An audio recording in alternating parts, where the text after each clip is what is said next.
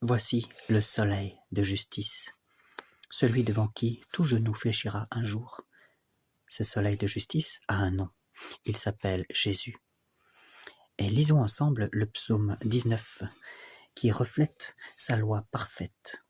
Autant la loi de la pesanteur, la loi physique dans l'univers fonctionne à merveille, autant sa loi spirituelle, sa loi royale de son amour fonctionne à merveille. Lisons ensemble. Les cieux racontent la gloire de Dieu, et l'œuvre de ses mains, le firmament l'annonce. Le jour annonce le jour, et il en publie le récit, et la nuit annonce à la nuit, il transmet sa connaissance.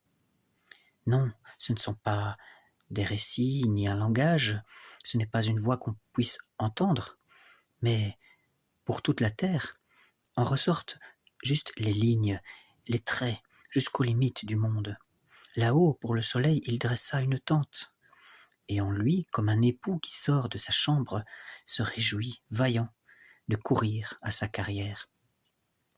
À la limite des cieux, il a son lever, et sa course atteint à l'autre limite, et rien qui soit soustrait à sa chaleur.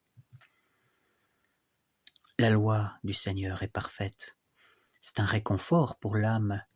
Le témoignage du Seigneur est vrai, c'est une sagesse pour l'ignorant.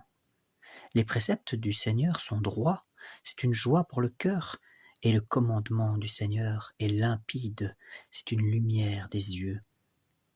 La crainte du Seigneur est pure, immuable à jamais. Les jugements du Seigneur sont vrais, équitables toujours.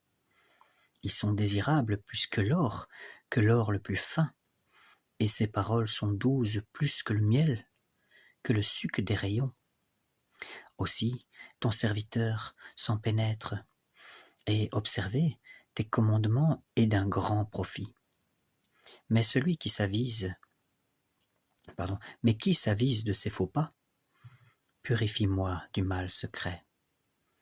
Préserve aussi ton serviteur de l'orgueil, qu'il n'ait sur moi aucun empire.